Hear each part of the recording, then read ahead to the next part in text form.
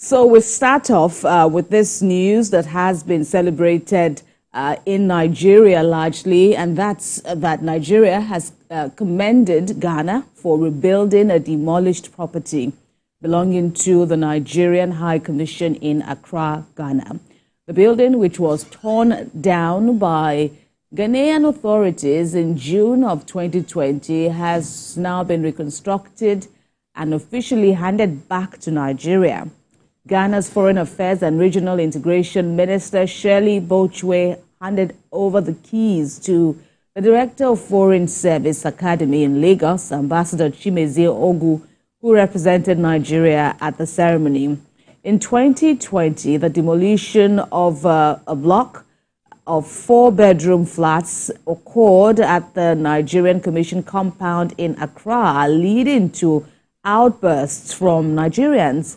And Ghanaian President Akufo-Addo apologized to Nigeria, ordering an investigation into the incident and promised to rebuild the property.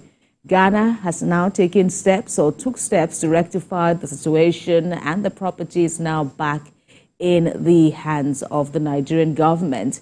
This gesture strengthens bilateral ties between both countries and demonstrates Ghana's commitment to resolving diplomatic disputes. Well, it's been a long time coming. This occurred, as you followed, in 2020, the demolition. Well, apparently, from the reports that we gathered, a private individual, a private firm, was said to have been behind the demolition exercise that occurred. Of course, there were Nigerian officials, you know, big diplomatic or senior diplomatic officials from the Nigerian government who were around at the time. And it was such a big scandal, and rightly so, because we all know the special status that diplomatic missions occupy in countries. That's right. You know, they cannot be penetrated. They ought to be protected. And, you know, having that veil of protection apparently removed, you know, exposing them to, you know, you can just imagine the dangers that they were exposed to. If under the eyes of the Ghanaian police, all of this could happen. There didn't seem to be any move by the Ghanaian government at the time to, you know, protect the Nigerian nation, to protect her sovereignty. And, you know, but it was simply an act of aggression. And thankfully, the Ghanaian president was able to help calm down frayed nerves and promising to fix the building, though many say it's a long time coming. It's a little too late, 4 years old. You can imagine the debts that the Nigerian government would have incurred. According to the Nigerian government, they have had to be, you know, using hotels, you know, to facilitate its work in Ghana. Yeah, so if you look at when this whole thing started, the demolition of a property belonging to the High Commission of Nigeria in Ghana, you know, in June 2020 was reportedly caused by land disputes. You know, so that Ghanaian businessman in 2020 said that he had asserted that the land had been sold to him in 2020, and he acted to reclaim by initiating, you know, that demolition. It was actually carried out by armed men, you know, sparking security issues at that time. So, you know, breaching the premises and using heavy equipment to partially demolish the structure. So, just like you said, it became a diplomatic tension between Nigeria and Ghana, where the Ghanaian government condemned the act, describing it as unlawful and unauthorized. But then that incident, you know, that kind of reaction from Nigerians led to the House of Representatives inviting, you know, Ghanaian officials, you know, and then demanding for reparations and assurance of future protection of Nigerian diplomatic properties, and not just diplomatic properties, but then that of Nigerian citizens in Ghana, because at that time it was much more like, okay, what's going to happen at the end of the day? So if you look at the rebuilding and handover, it's considered a positive step towards mending ties between Nigeria and Ghana, and it also shows Ghana has realized its mistake. So Ghana's action sets a precedent, you know, for, okay, how do we manage diplomatic issues? How do we manage issues? Because that also shows that Ghana recognizes Nigeria's sovereignty, because it's just like an extension of Nigeria's sovereign, you know, land in Ghana. So the same, ditto Ghana having the same thing in our country, and that's quite much of respect for Vienna Convention on Diplomatic Relations, which mandates the protection of diplomatic premises, within any of those countries. Inviolable, the principle of inviolability. Inviolable, exactly. Yes.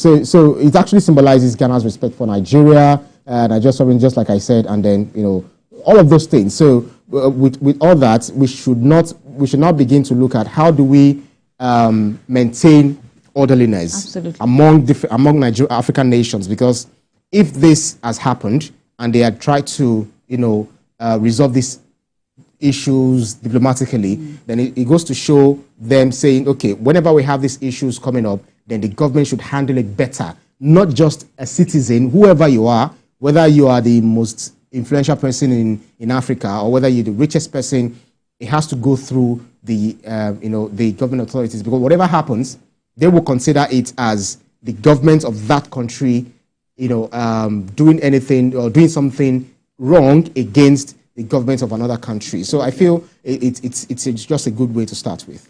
Absolutely, but of course, there were some revelations that perhaps insinuating that Nigeria didn't do the needful in terms of getting all the necessary paperwork to authenticate its claim over the land. And Ghana, after its due process, its investigation, found out that yes, there was the preliminary papers that Nigeria had, but a back and forth from the traditional council in Ghana that apparently sold the land to Nigeria to get the final title deeds and to transfer the property to Nigeria as a third party.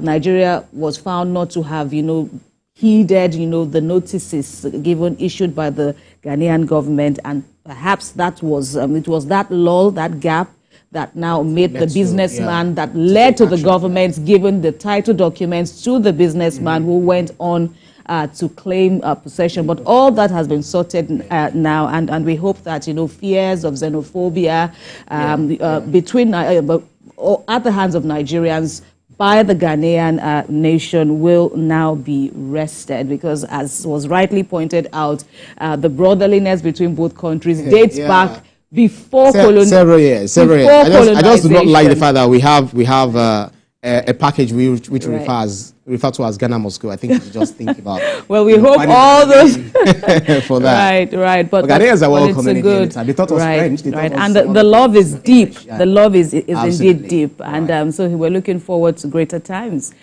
between both countries. In the news at this time, the Senate has approved the removal from office the chairman of the Code of Conduct Tribunal, Danladi Umar, for alleged misconduct and improper behaviors of a holder of such position. Now, more than two-thirds of members of the upper legislative chamber adopted the resolution after invoking Section 157, subsection 1 of the 1999 Constitution as amended, permitting President Bola Tinubu to remove Mr. Umar from office for his inability to discharge his functions diligently.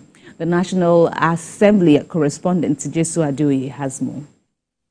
The weight of wrongdoing by the CCT chairman Danladi Umar may have tipped the scales, prompting the upper legislative chamber to take a firm stance, seeking his removal from office.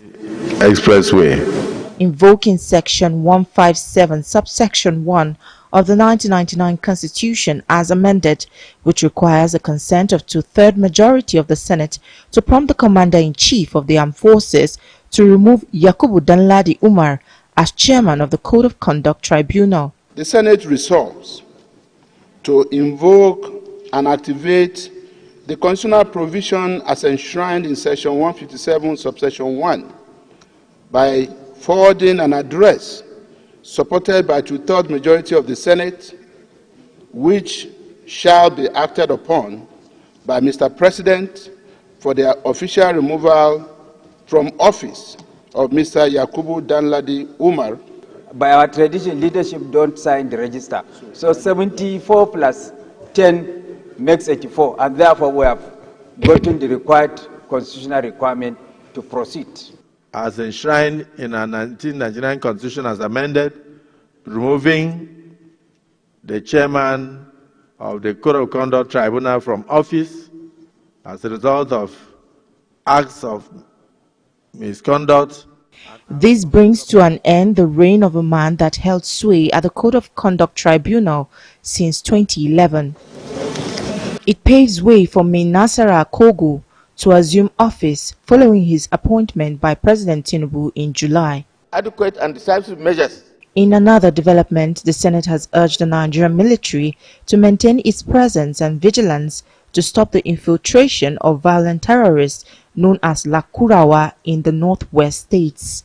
Senate is aware that if timely, adequate and decisive measures are not taken, this group can spread its foreign reign of terror to other parts of northern parts of the country and beyond. Also, the Senate has asked its Committee on Works to investigate the reasons behind the non-completion of repair works on the Odukpani-Itsu Highway in Cross River State.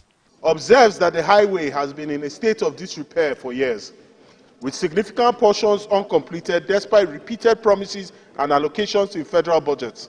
The clerk of the Senate has been mandated to send a letter to President Tinubu to communicate the removal from office of the chairman, Code of Conduct Tribunal, Danladi Umar. Chimezie Ogu, TVC News, Abuja. The House of Representatives has called for a 500 billion naira recapitalization for electricity distribution companies in the country. The lawmakers want the federal government to declare distribution companies non-state actors and to address discos threatening the nation's economy. National Assembly correspondent Joke Adisa reports. Electricity distribution companies, better known as discos, are still in the news, especially as it relates to alleged extortion of consumers. Ogun State member Isiaka Ibrahim seeks a probe into the activities of discos and plan to hold them accountable and safeguard consumer rights. Nigerian consumers paid for electricity meters and installations, but discos now demanding additional payments for replacement of the same meters under dubious pretenses, undermining consumer trust. A motion from 19 members seeks the inclusion of the deplorable Odokpami to Federal Highway into the 2025 budget estimates. The lawmakers say the 83.3 kilometers road project, awarded in tranches since 2021, is still uncompleted, leading to loss of man-hours. Odokpani-Itu Road is crucial for the economic development of Cross River and Akwa Ibom communities, the South-South region, and the nation at large, as it serves as the primary route for transportation of goods and services. Another bill brings Nigeria closer to allowing diaspora voting. I rise to move that a bill provide voting rights for Nigerians in diaspora. A bill to assure adequate funding for mineral resources exploration and extraction through public-private partnership also passes second reading. The Mining Public-Private Partnership Bill 2023 is an essential legislative framework that will help to lay a foundation for a prosperous and sustainable mining sector in Nigeria. Take one to go. Another bill seeking the creation of Federal College of Education Technical in Ogute, Okwila, Edo State passed second reading. I rise this afternoon to present a bill for the establishment of Federal College of Education Technical. Another legislative business for lawmakers was the call on the Federal Ministry of Education to increase funding for federal polytechnics. Lawmakers want Nigeria to put an end to the conversion of its polytechnics to universities at a time they say China is converting many of its universities to polytechnics. Joke Adisa, TVC News, Abuja.